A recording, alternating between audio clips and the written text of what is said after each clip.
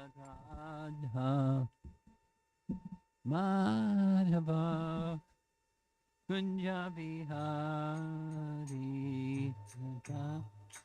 Madhava Kunja Bihar. Faster.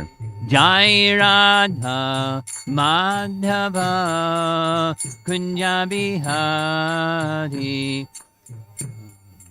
Madhava Kunja Bihari Gopi Jana Vallabha Girivadadhari Gopi Jana Vallabha Girivadadhari Gopi Jana Vallabha Girivadadhari Gopi Jana Vallabha Girivadadhari Jasodanandana Brajachandranjana Sodanandana Brajachandana Jasodanandana Brajachandranjana Jasodanandana Brajachandran Jamunatiravana Jadi Tira Jamunatiravana Jadi Jaya Radha Madhava Kunjabihari Radha Madhava Kunjabi Jaya Radha Madhava Kunjabi Hari Madhava Kunjabi Hari Gopi Jana Vallabha Girivadadhari Girivadadhari Gopi Jana Vallabha Girivadadhari Vallabha Girivadadhari Jasodanandana Brajachandranjana Yasodanandana Brajachandranjana Jamunatiravana Jadi Jamunatiravana Jadi Jaya Radha Madhava Kunjabi Hadi Madhava Kunjabi Hadi Jaya Radha Madhava Kunjabi Hadi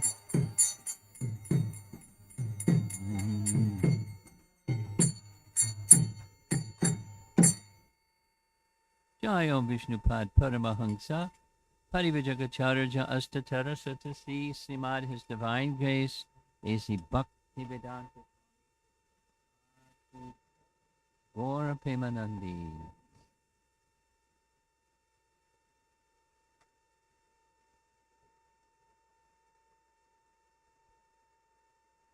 We're going to have a discussion on Bhagavad Gita this evening. Is that all right? I hope so. So, in Bhagavad Gita, how many chapters are there in Bhagavad Gita? 18. And the first 6 chapters of Bhagavad Gita, what's the content, the subject matter of the first 6 chapters of Bhagavad Gita? First 6 chapters. Who's going to raise their hand to give me a summary of the first 6 chapters of Bhagavad Gita in 3 sentences?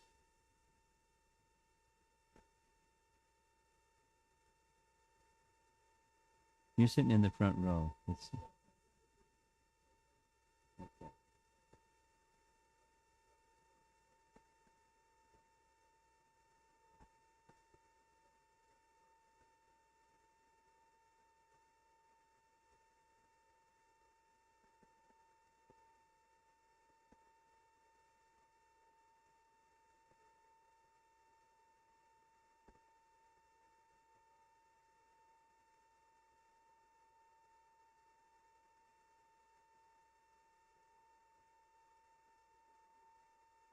So that's fifth chapter. And then the sixth chapter, Dhyan Yoga.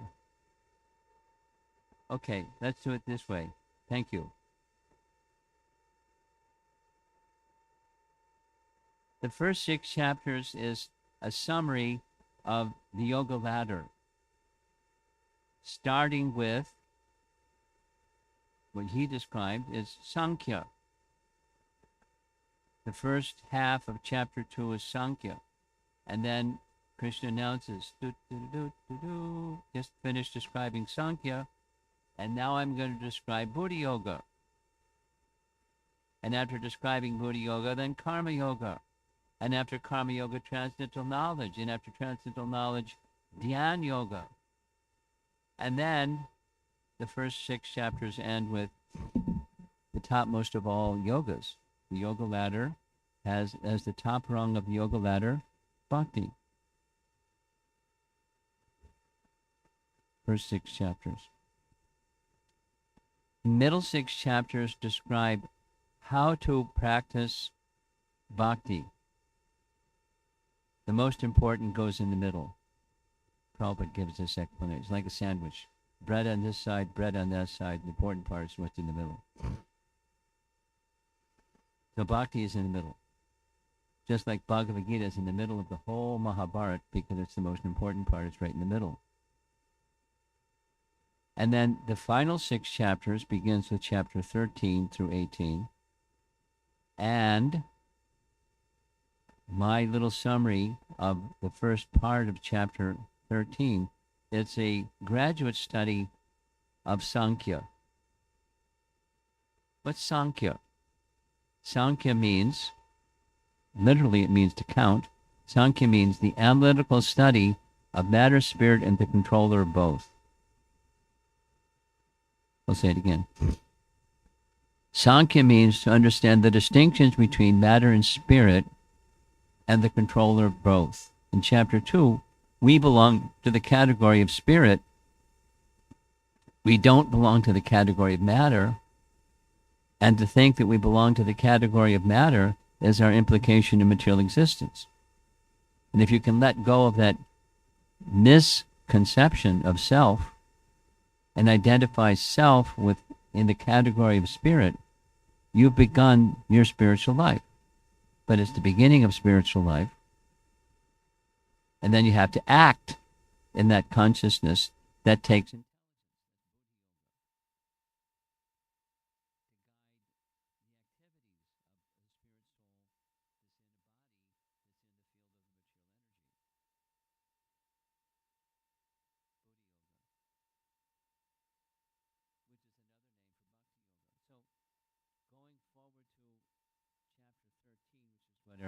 topic is, but I want to give a little background. It's a graduate study because that means everything that's in chapter 2, it's in chapter 13. But what's in chapter 13 is an expansion of what's in chapter 2. It's the graduate study of Sankhya. Now, the translation that Prabhupada has given for the title of chapter 2, because all Bhagavad Gita chapters have Sanskrit titles. And the Sanskrit title is Prakriti Purusha Viveka Yoga. Prakriti means material nature. Purusha means the enjoyer. Viveka means discriminating, discerning, analyzing the distinction between, that's Sankhya, Viveka, Prakriti Purusha Viveka Yoga. It's the yoga of discerning the distinction between Prakriti and Purusha, which is chapter 2. But now it's an expanded version or graduate study version of the undergraduate study, chapter 2 of Sankhya. Now, here's something very interesting. Prabhupada said there are different ways to translate from Sanskrit into English. 1, literal. 2, where the feeling and the essence and the mood is conveyed through the translation. So look at the Sanskrit. Do you see these three words, nature, enjoyer, and consciousness, in the Sanskrit? No. But it's unpacking the mood, and therefore nature, enjoyer, and consciousness. Because the one who's the source of Prakriti, that's Purusha. Purusha is male, Prakriti is female, and the energetic generates the energy, and the energetic is the enjoyer of the energy. So nature and enjoyer. And then where's this word consciousness come? Nature, enjoyer, and consciousness. Well, it has to do with the questions that Arjuna asks at the beginning of chapter 13, where the distinction between the living entity and the supreme living entity is made, because within the body, as you know, there's two living entities. There's the individual and there's the supreme. They're Atma and Paramatma. And both Atma and Paramatma are conscious.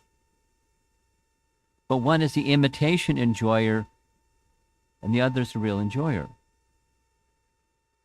Guess which one we belong to? We're the imitation Purusha. Purusha, we'll say it again. Purusha actually refers to Vishnu.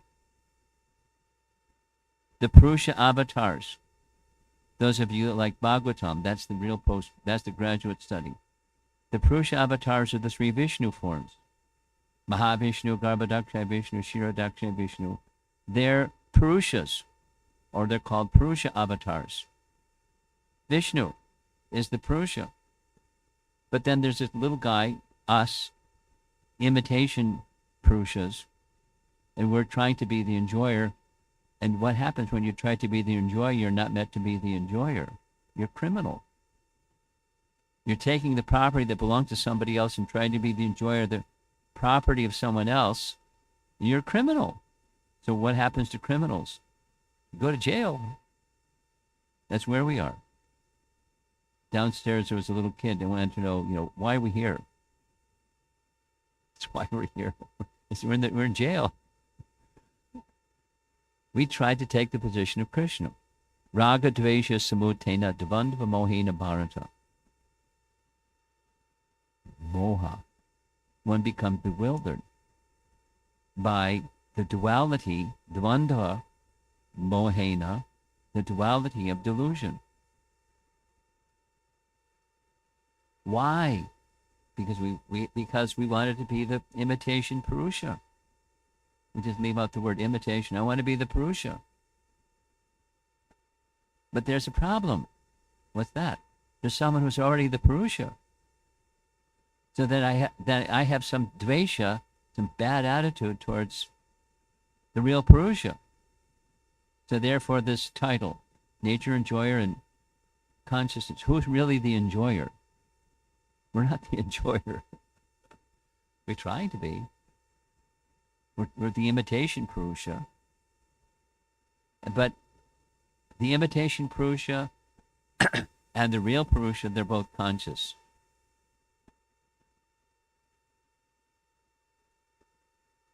Upanishadic verse. Nityo nityanam, chaitanas chaitananam, eko bahunam, yovedadadi kaman. Really simple. Amongst all eternals, there's a chief eternal. That's singular, nitya. Nityanam is plural. Living many eternals amongst the one supreme eternal. They're conscious entities. We're conscious entities, but we're not the supreme conscious entity. And that one is maintaining everybody else. We are thinking we're maintaining ourselves because we have a nice job or whatever it is that we do that maintains ourselves. We're not doing that. We're working. Yes, living entities, because we're spirit soul, we're doing some type of activity. But we're not maintaining ourselves. Material nature is maintaining us, and the agency of the maintained person, this us, through Prakriti, who is the controller of both. So stay tuned for Nature, the Enjoyer, and Consciousness, because we're going to hear some nice descriptions. The focus for this evening is on verses 8 through 12. But before 8 through 12, there's 1 through 7. So we're going to do a little summary of 1 through 7. And you see on the right-hand side, it says Arjuna's 6 questions and Krishna's explanation of the field of activities and the knower of the field of activities. Those 6 questions are in pairs of 2.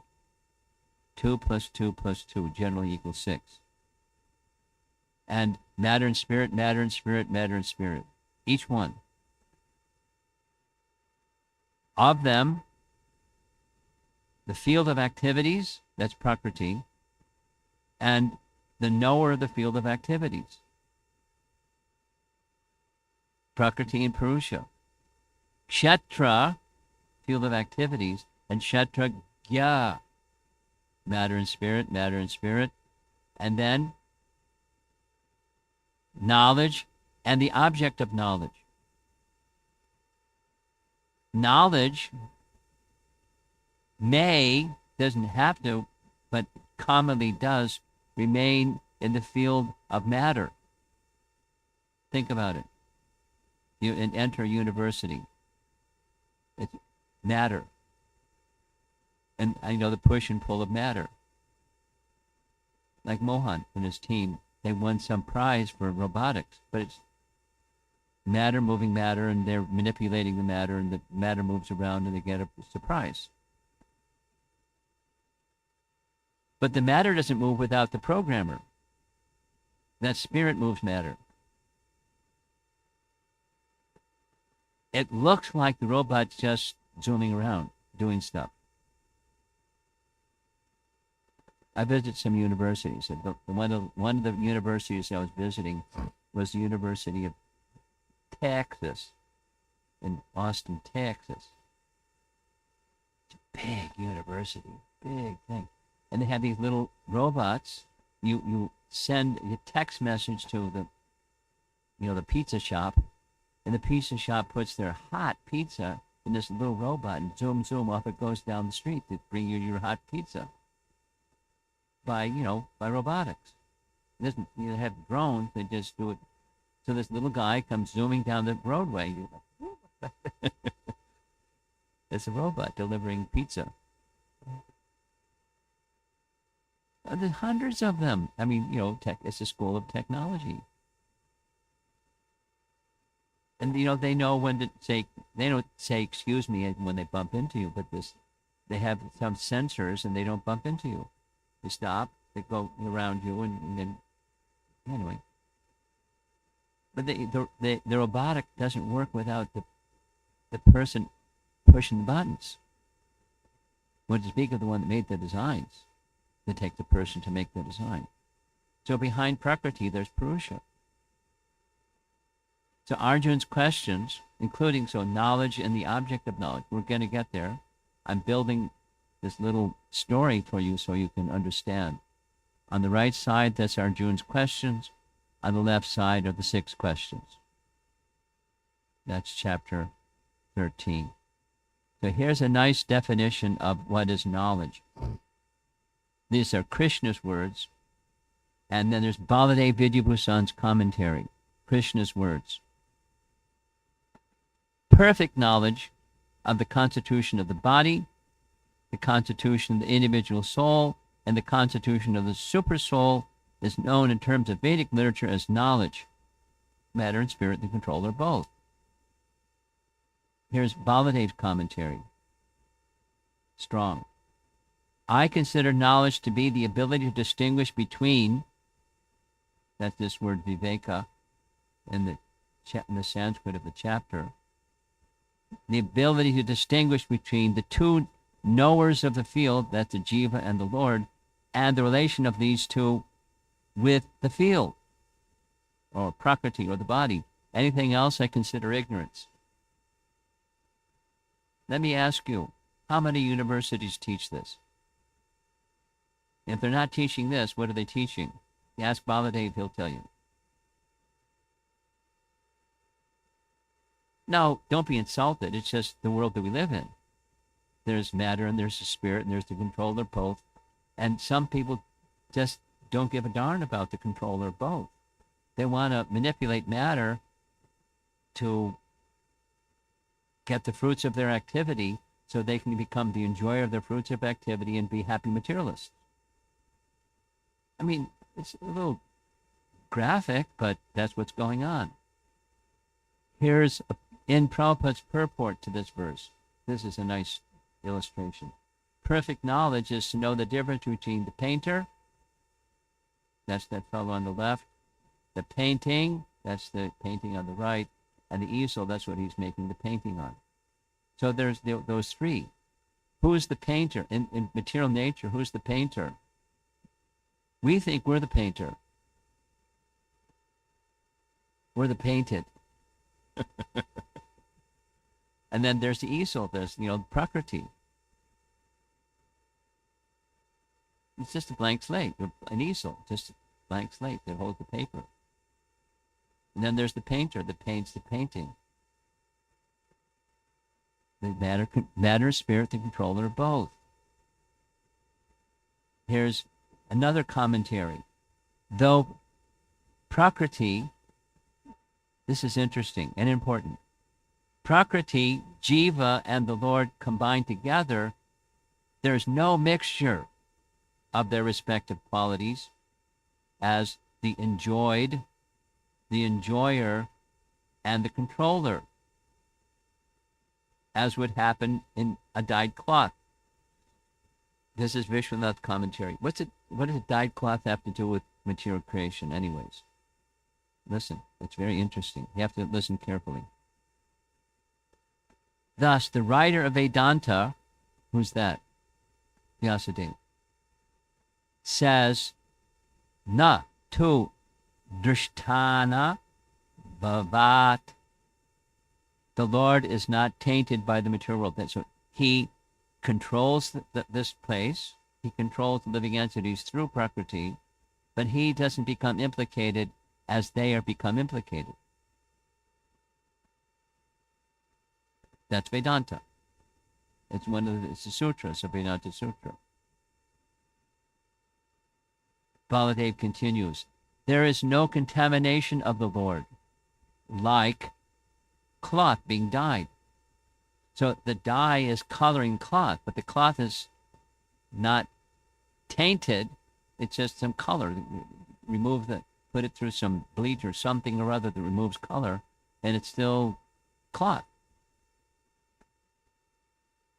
So he, the Supreme Lord, is in contact with Prakriti and the Jiva. The Jiva, though in contact with Prakriti, never becomes Prakriti, nor does Prakriti become Jiva. They maintain their identity, but they mix. Got it? Because this is Sankhya. Matter, spirit, and the controller of both. The controller of both doesn't become tainted like cloth, although dyed, because you remove the dye and it's just cloth. Krishna may come and he gives direction to Prakriti, turn left or turn right or something, become day and become night or whatever it is that he directs, and that's what Prakriti does. But he doesn't become tainted by that. Or as Super Soul, he sanctions XYZ. And he doesn't become tainted by that sanctioning. The Super Soul, two functions. Upadrashta, Anumanta. Upadrashta means he oversees. Upadrashta, he sees. And Anumanta, he permits. And if he doesn't permit, a blade of grass won't move. If a blade of grass moves, it means it's permitted. He's the supervisor, superintendent of, but he does nothing. And he's not implicated by the blade of grass moving or people doing good stuff or bad stuff. Good karma, bad karma. He's not implicated. by matter and spirit, although he's involved. He's detached and not implicated. It's an important understanding to understand Krishna's position as the super soul, or when he appears in this world, etc., or he doesn't appear in this world. He remains in the spiritual sky.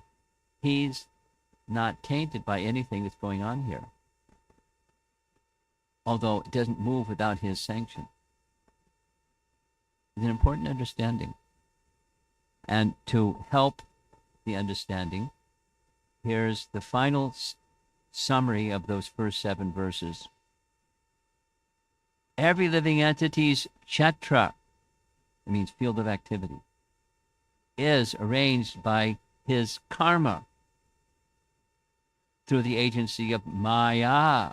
Krishna, therefore, is not partial because, as the super soul, the knower of all kshetras, he simply sanctions the awarding of every living entity's field of activities.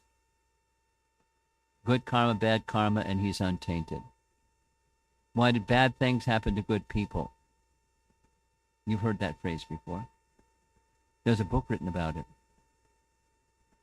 There was a Jewish rabbi that wrote the book. Why do bad things happen to good people? And you know what his answer is? He made a mistake. I didn't read the book. I was told by somebody that read the book. You know, it's a book, so he says many other things, but, you know, even God makes mistakes. Rabbi, bad things shouldn't happen to good people. Good things should happen to good people. Be a good person. And if bad things happen, it's just God's mistake. That's all. Gosh. So that's holding him responsible for misfortune. But later in chapter 13, our sadasad yoni janmasu, our misfortune, good fortune and misfortune arise from our involvement, listen carefully, from our involvement in Prakriti according to the modes of nature. We generate our good fortune, ill fortune. We're the architects of our misfortune, the architects of our good fortune, and none of it's real because it's not who we are.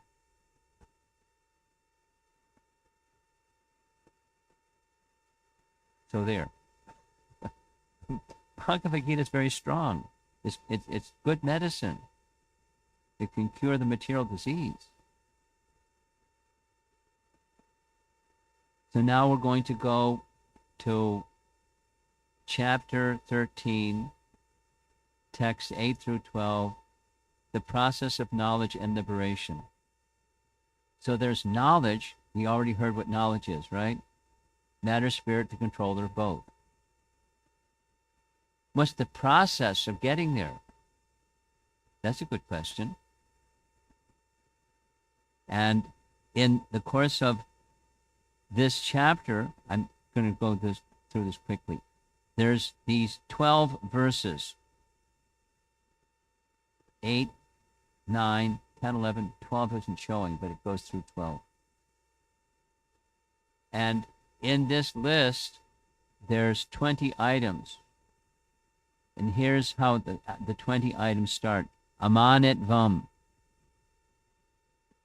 Note, this is the process of knowledge, according to Baladev Vidyabhusan, and its qualities. Humility is a quality. Adambitvam, pridelessness. It's a quality. Dharma and virtue are not meant for becoming famous. I'll do my dharma, but I'm not looking for fame and adoration. Pridelessness. And even if it does come, it doesn't stick. Someone says, oh, something, something, something. You cook such a nice feast. I heard there's a nice devotee here that's really good cook. Oh, that's you, huh? So, cooking knowledge is cooking not for the sake that somebody will say, oh, you're such a nice cook, but for Krishna. Where does the ability to be a good cook come from anyways? From Krishna. Some people have it, some people don't have it, some people are tall, some people are short, some people, this and that. It's from Krishna. And so someone can say, oh, you're really tall. Thank you, Krishna. Oh, you're really short. Yeah, thank you, Krishna. But prideless, not doing something to get something. Some praise or distinction or adoration. Now, the rest of these have just white colors. We're going to point out 3 sets, because in this list, I'll go through the whole list. Here's a list of 20 items. Sometimes it's broken as 18 items. This is a list of 20. Notice in yellow letters, Acharya Upasana, approaching a bona fide spiritual master.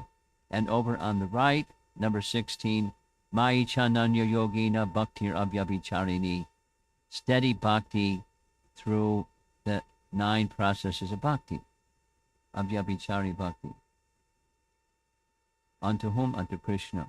Mai Cha Ananya Bhakti, undivided devotion.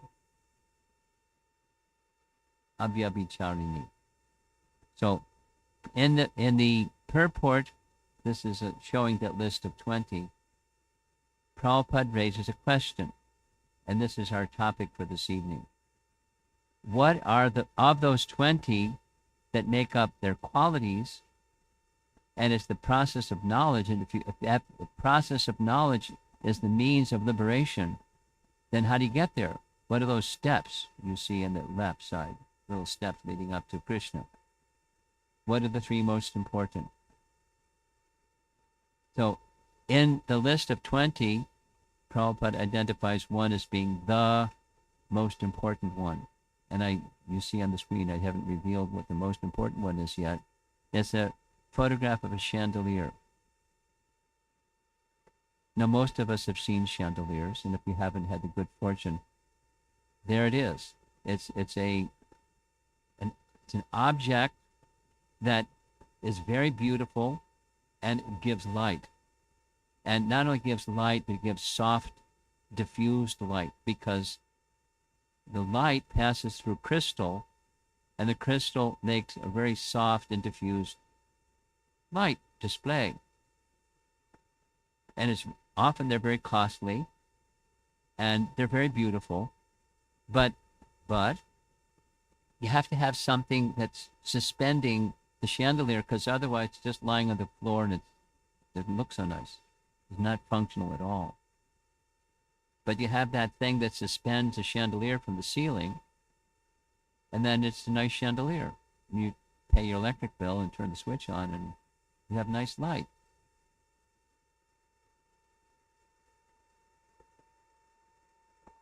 Similarly, in all of these 20 items, one is the most important, is that cord from which the chandelier is suspended, and that's this one. Mai Chananya Yogena Bhaktir Avyabhicharini. The process of knowledge terminates, this is Prabhupada's purport, in unalloyed devotional service to the Lord. The process of knowledge has a goal or a termination point. It helps you get there. It's also the process, but it's the goal at the same time as the process.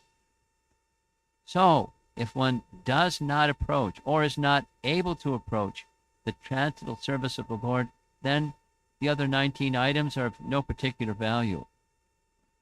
It's like a chandelier lying on the floor. What's that? You have the broom and dustpan and just get this thing out of here. No, hang it to the ceiling, and it's a nice source of illumination. So here's a little graphic that says the same thing. Put God in the center, and everything will come together. Say it, without God at the center, it's all a mess, or it's of no particular value. This is very similar. What Prabhupada has written here is very similar to Srimad Bhagavatam, which says that if you don't come Vasudeva to the conclusion of Vasudeva, that is the source of everything, Shrama eva hi kevalam, useless labor. Shrama eva hi means certainly, kevalam, useless. That which is useless can be very useful. The chandelier can be the other 19 items of the process of knowledge take on value and meaning when there's life inside. But you take the life out and it's not so meaningful. Now, for most of us, we're somewhere in the middle between, Ananya Bhakti and mixed devotion. That's what this is describing. One should have bhakti unmixed with karma, gyan, tapa, and yoga. Unto me, Mayi Chananya Yogena, Shamasundara. The word cha, Mayi cha Ananya Yogena Bhaktir Abhyavicharini, indicates that bhakti may also be performed with a slight mixture of gyan or other elements. Those of you that have been around a while, there's a nice definition of bhakti given by Rupa Goswami. What's that different? It starts exactly at this spot. Bhakti is without anyabhilasha shunyam jnana karma janavratam. Like, get your broom and sweep it out. Anavratam. Bhakti that isn't mixed with karma and gyan. But many people have mix till they get to the stage of perfection. There's a mix, such as Jnana Mishra Bhakti.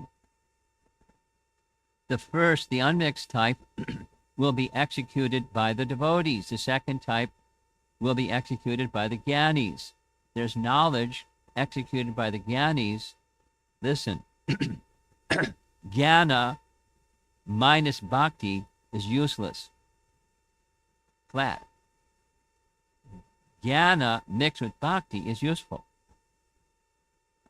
That's Gyan Yoga, Jnana Mishra Bhakti. I'll say it again. Gyan without Bhakti, there's no support.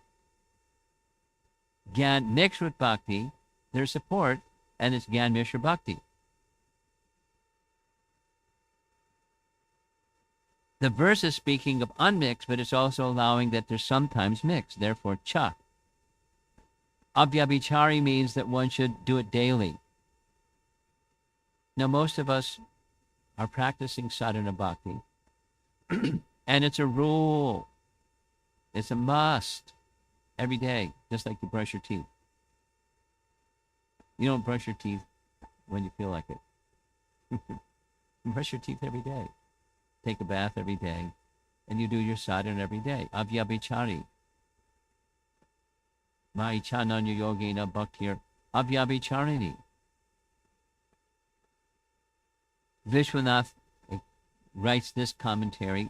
Madhusudana Saraswati, that's a scholar of Bhagavad Gita, says the word avyabhichari refers to bhakti which cannot be stopped by any means at all.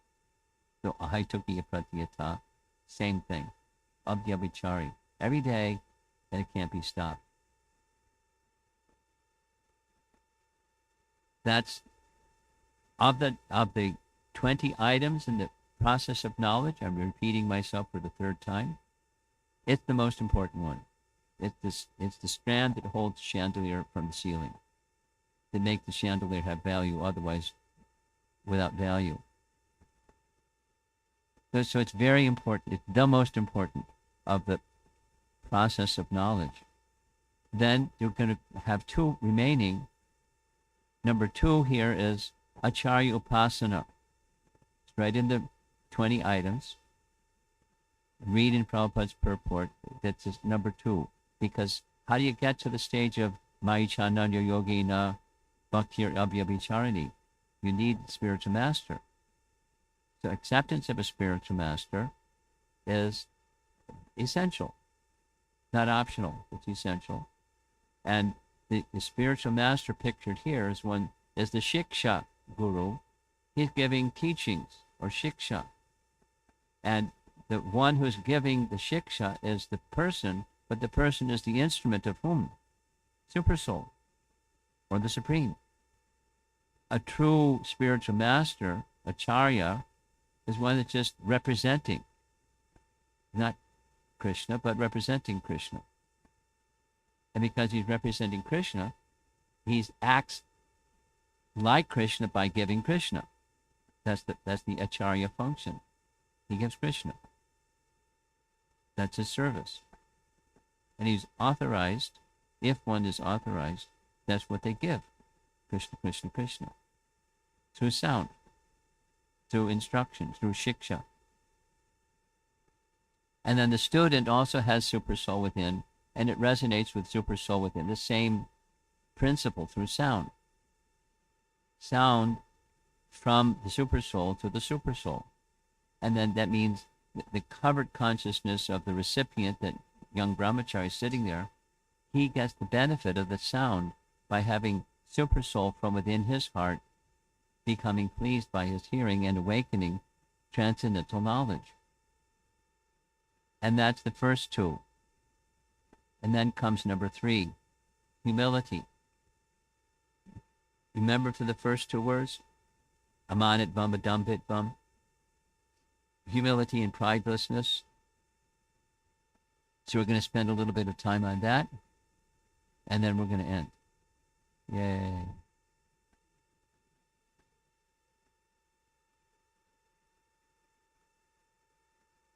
The common saying, the beginning of all knowledge comes from humility. Now, beginning of all knowledge comes from humility.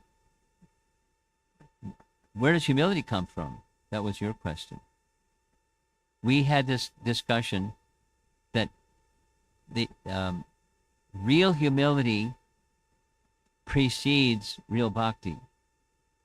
It's okay, real humility precedes real bhakti. What precedes humility?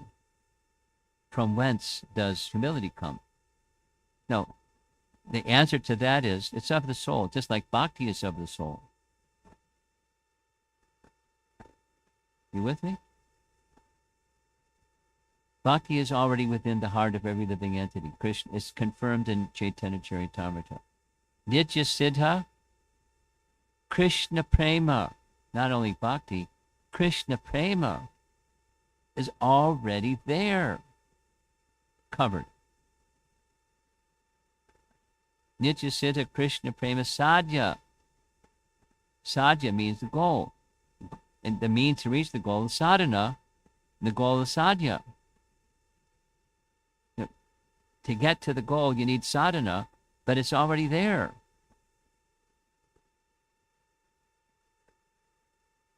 So the capacity or tendency for bhakti, prema, is already there. Knowledge is already there. Humility is already there, but it's dormant. So how does humility become awakened? By good association. Okay, how does good association come about? That's the next question. And the answer to that one is, by her own will, Bhakti Devi appears or doesn't. She is carried. She gives herself to a bhakta with the mandate, give me to whoever you like.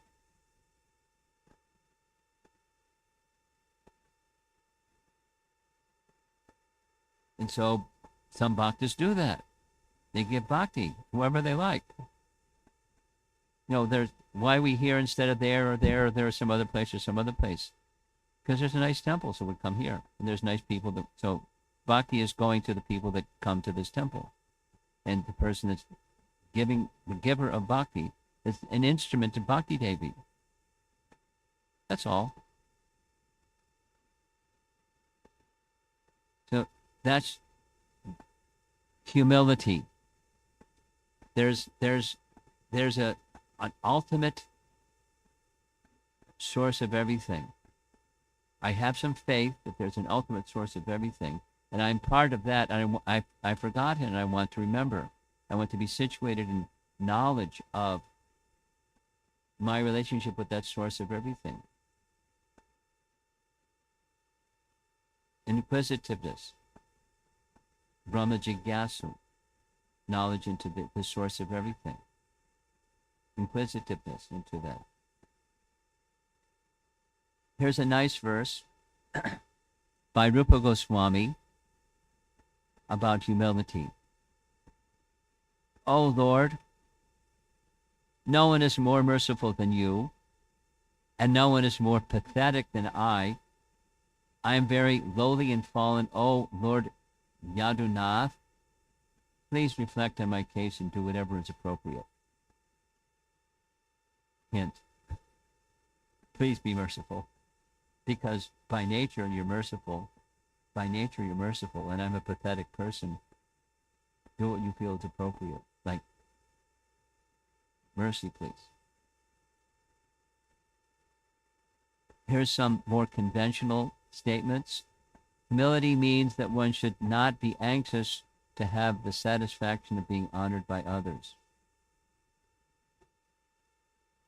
Or a modern book writer, C.S. Lewis, humility is not thinking less of yourself, like low self-esteem, but thinking of yourself less. Humility. And here's Mother Teresa. I like this one. If you are humble, nothing will touch you, neither praise nor disgrace, because you know what you are. I like it. I've been sharing this, so I'll share it to this audience. Sometime early in the Hare Krishna movement, Prabhupada was in New York. The New York Post wanted to do an interview. So it was a radio interview, live radio interview, New York Post. Swamiji, yes? You've come to America from India. You must have come here with a certain message. Could you share with us what is that message that you came to share with all of us? Open door. 2 words. Know yourself. Pause. New York Post. Know yourself. Pause. Know yourself. Because if you know yourself, you know what you are or who you are, then you're not your spirit, you're not matter, and praise or disgrace aren't going to touch you because it has nothing to do with you.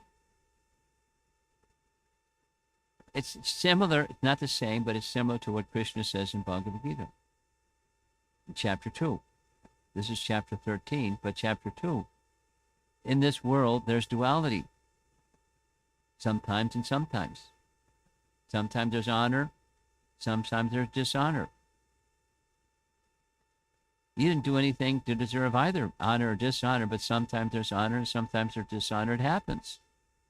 Just like it's winter and then it becomes summer. And the seasons change and, things change with time.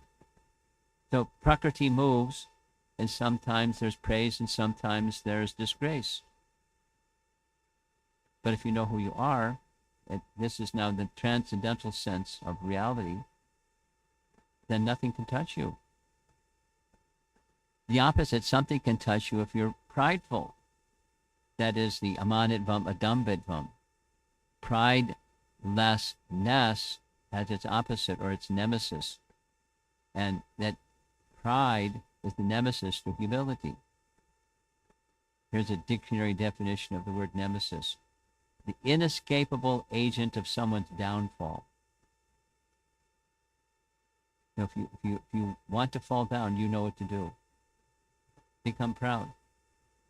Guaranteed. Inescapable. Become proud and let your humility go out the window. There's a pair of terms, aham, mameti, aham and mama. It's in the Bhagavatam many, many places. Some of you may be familiar with the phrase aham, that's the conception of self. It can be false ego, it can be true, but it's aham is the conception of self. So the spiritual conception starts with aham brahmasmi, I'm spirit. But this material conception is ahankara, I am this body. And if I think I'm this body, then what falls in the category of mind is what comes from this body, like my work. And from my work, I get some pay. And from my pay, I buy my this and that and the other thing. My car, my cell phone, my computer, my home, my bank account, my debts, my income taxes. And, that's in the category of mine. It's what's come from me. That's mine. Pride is the mind portion of I and mine, because I'm proud of what's mine. It's mine, and I'm meant to be the enjoyer of it, because I produced it. It's mine.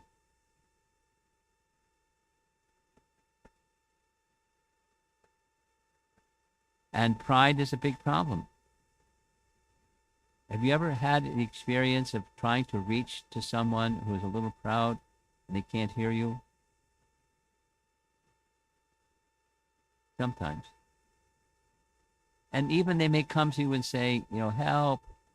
And you extend your hand and they can't hear you. And they'll ask it again and ask it again like you didn't say anything. They ask it because they're stuck. And the thing that's stuck is the attachment to I and mine, particularly the mind part. It's a problem in this world. The material wrong conception of self, of the covering rather than the soul within, and then the mind that goes along with the covering. Bhaktisiddhanta's statement, give up pride, the weeds, plural, that choke the creeper of devotion, which is true. Constant and unalloyed devotion to me. We're almost done. Be ready for abrupt ending. Constant and unalloyed devotion to me is the sole quality specifically for the devotee. It's Mai Chananya Yogena, that phrase. All other qualities come to a devotee who exclusively endeavors for constant unalloyed devotion. Taking that message, going forward much later in chapter 13. Oh, son of Bharata, as the sun alone illuminates all this universe, so does the living entity, one within the body, illuminate the entire body by consciousness. So there's a supreme consciousness that illuminates the whole everything, and then there's the individual consciousness. As the sun illuminates the universe, so similarly, Krishna's words in Bhagavad Gita, the consciousness of the living entity illuminates the body. What spreads throughout the body? Consciousness. And not only through the body, it extends outside, like I can see the light in the ceiling, or I can hear some sound, or I can smell some smell. My consciousness extends beyond the body into the field of Prakriti, according to which sense. And the living entity is the conscious entity, and the supreme living entity, consciousness, spreads throughout the whole universe. And here's that very next verse. Those who see with the eyes of knowledge the difference between the body and the knower of the body, and can understand the process of liberation from bondage in the immaterial nature, attain the supreme goal.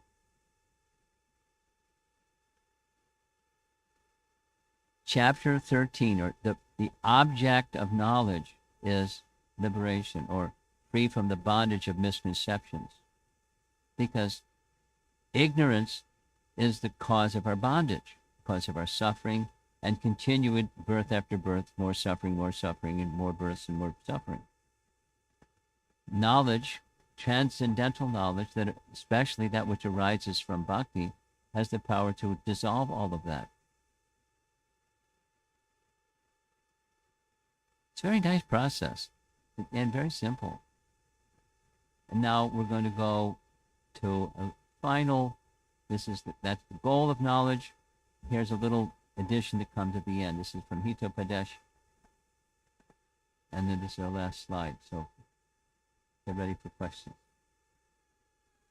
It's rare to find these four beneficial combinations. Charity, accompanied with sweet words. Knowledge, without pride. Valor, with forbearance. Wealth, with charitable disposition. Now, 1 and 4 have some similarity, but they're not the same. Charity means, supposing somebody's not wealthy, they can still be charitable. Whatever you have, you can, a little bit of something, you give a little bit of something. But when you give that little bit of something or significant something, the charity is with sweet words. That's a nice quality. And those that do have abundant wealth, it's a nice quality to be charitable with that abundant wealth by disposition. I mean, Jarasandha was charitable. He was a bad guy. He didn't have the other qualities, but he had this one. Very charitable. Brahmanas asked him for anything, and he'd give them anything. So the Pandavas went, Krishna went, disguised as Brahmanas, asking for charity from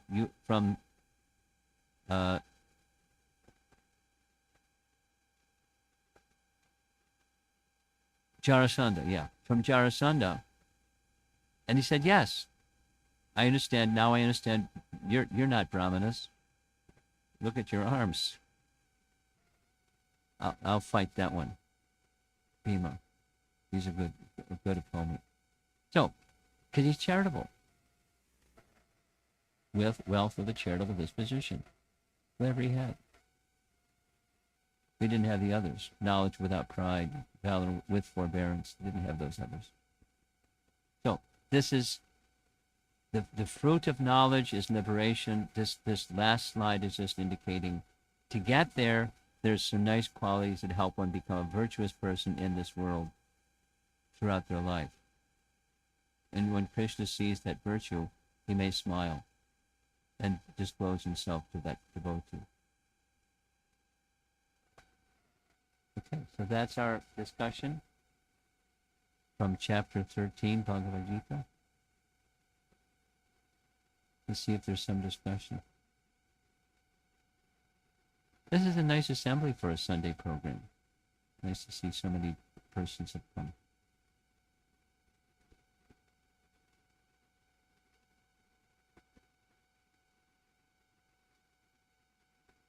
Okay, you have a microphone?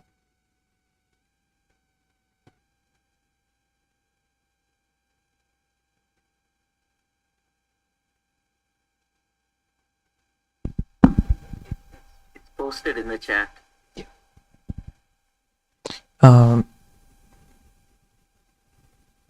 This is from Elena. Thank you very much, Maharaj, for the lecture and the amazing presentation. Question. After gaining knowledge, how could one maintain a balance between bhakti and not go into jnana? I notice that the more I learn, knowledge is taken seriously, the more I'm afraid of making mistakes. And sometimes I feel like I'm losing my bhakti mood in the rules. Sometimes I feel I'm doing what? Sometimes I feel like I'm losing my bhakti mood in the rules.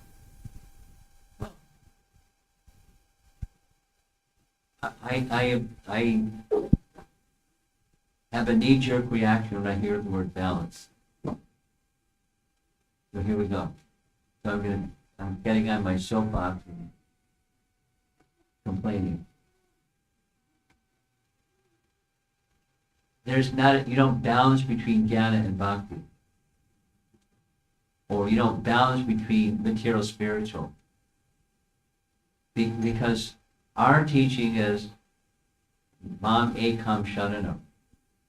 So there's only one pocket, not so much for me and so much for Krishna, so much for thee, so much for Krishna, me, Krishna, Krishna.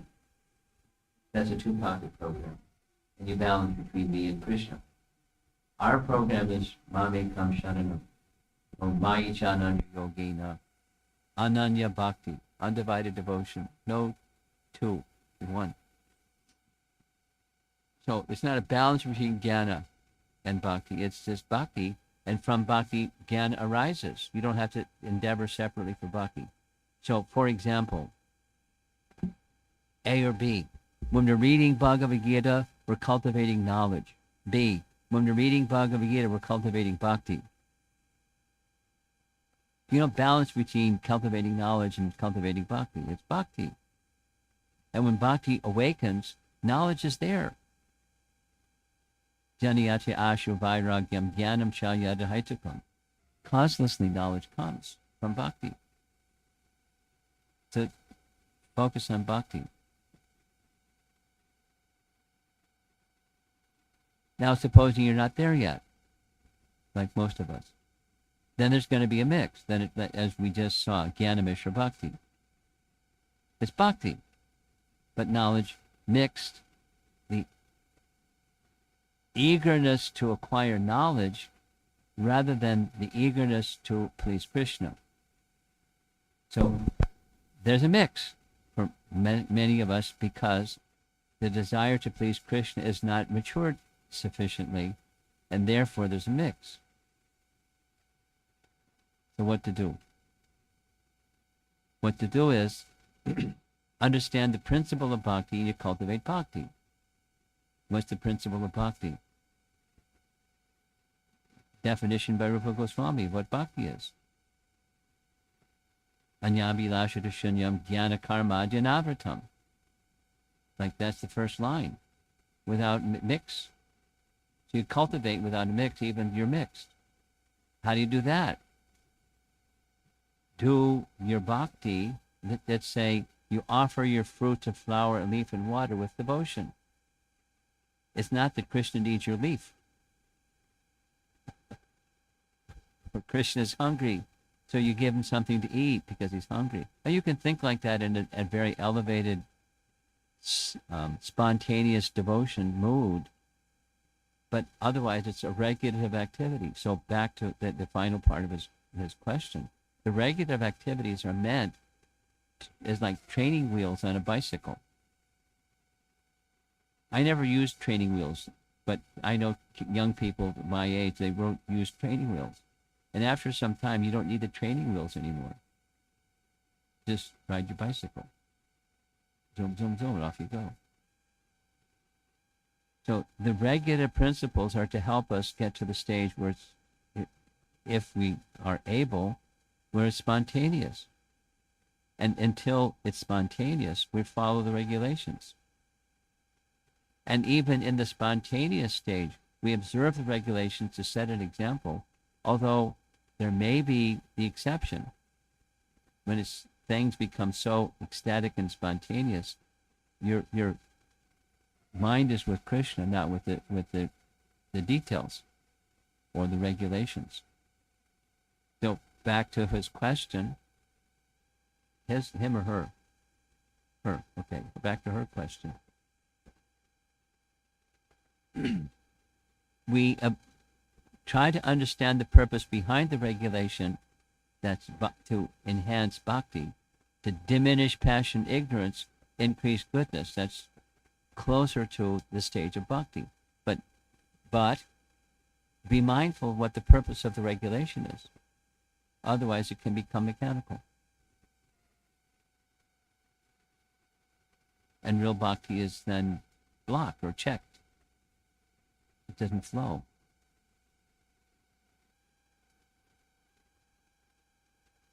Someone else in the room?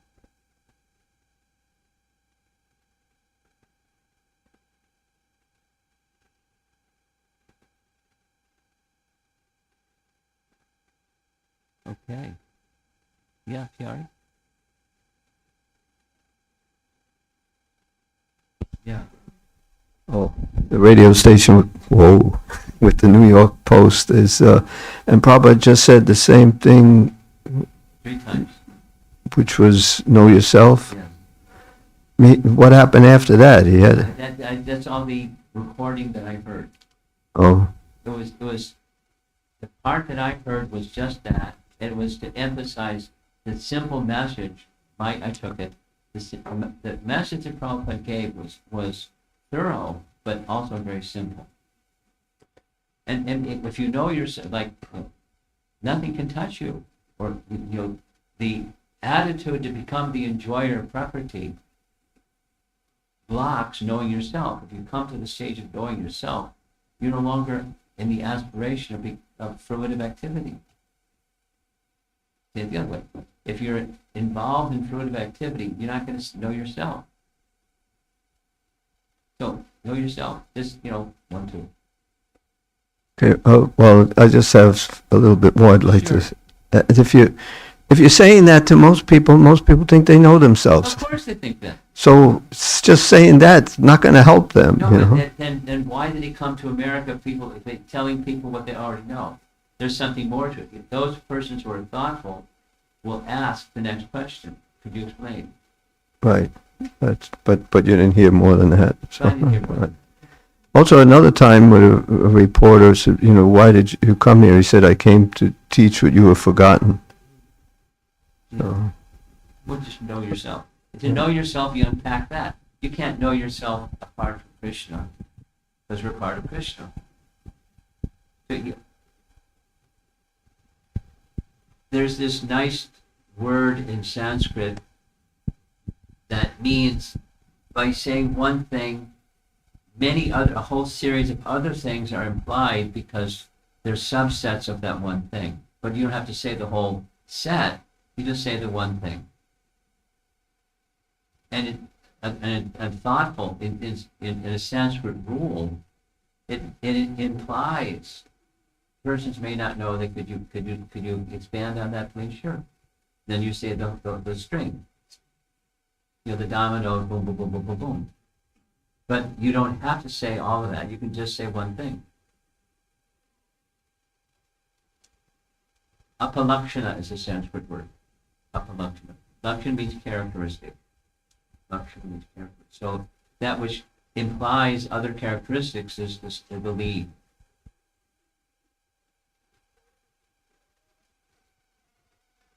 And it implies many other things. Know yourself.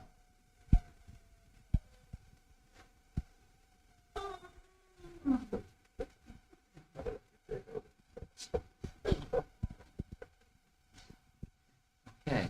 Anybody else? Yes, all the way in the back. Can you come forward and get the microphone?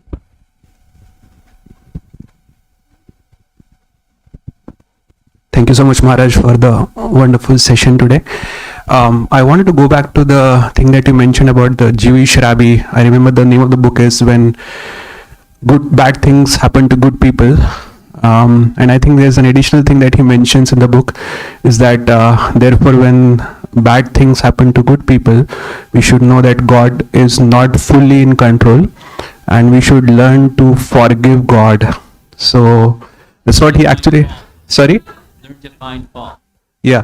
So my question is, can you speak briefly about what is Vaishnava understanding about why do bad things happen to not just good people, but even good devotees? Like we see in the life of the Pandavas, they are good people, very good devotees. And there are so many reversals they face. And then we also see in the life of Srila Prabhupada, he is such a nice devotee. And he had so many reversals in his life. In Jhansi, he faced reversal. Then when he's traveling to the US, he had a heart attack.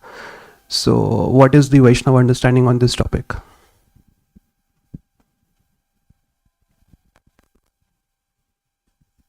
This is going to require another class. I'll give you a nutshell that can be easily expanded into something bigger.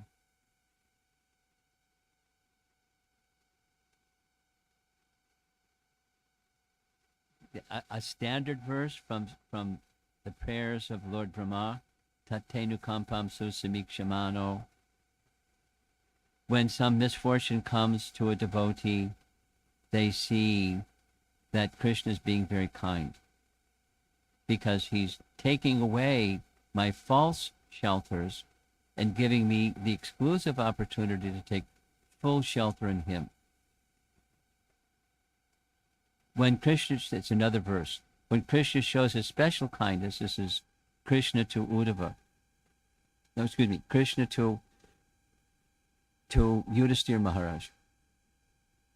Why is it, Yudhisthira Maharaj asked, that devotees, they're nice devotees, but they're sometimes poor, and why are they not opulent like worshippers of Lord Shiva and others? And his answer, Krishna's answer is, I show when not everybody's poor, not everybody has misfortune, but when those that do, Krishna is showing his special mercy by taking something. He's Hari, he takes away, but then he gives. Hari doesn't just take away. He takes away false shelters and he gives himself to his devotee. So the devotee understands like that. Some devotees are mixed. Most devotees are mixed. They're not.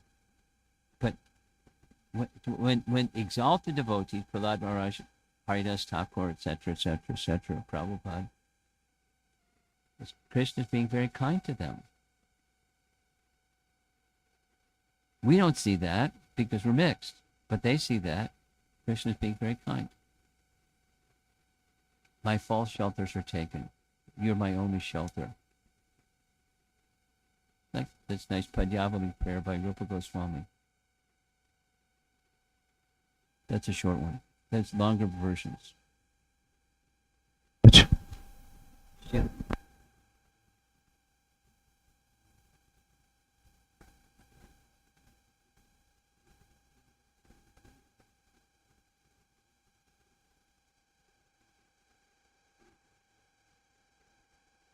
You follow what he's saying?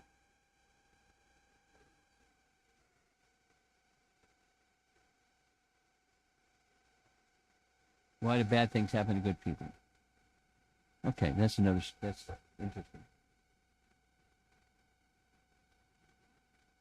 Srila Prabhupada ki jai.